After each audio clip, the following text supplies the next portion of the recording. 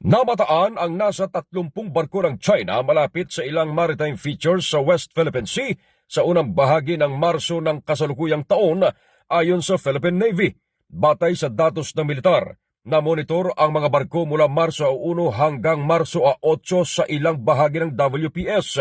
Pinakamarami ang naitala sa Baho de Masinloc kung saan may 11 barko ng China na na-monitor. Kabilang narito ang mga sasakyang pandagat ng People's Liberation Army Navy at 7 barko ng China Coast Guard. Sa Ayungin Shoal naman, 8 barko ng China ang nakita habang may 7 barko na na-monitor sa Skoda Shoal at 4 na Chinese vessel malapit naman sa Pag-asa Island. Gayunpaman, mas mababa raw ang kabuuang bilang ng mga barkong ito ngayong Marso kumpara naman sa 34 na Chinese vessels na naitala sa mga naturang maritime features mula Pebrero 22 hanggang Marso 1 ngayong taon. Ito si K5 Ray Almudal para sa impilang Kampiyon sa Balita, Serbisyo Publiko at Kasiyahan sa Palawan. K5 News FM.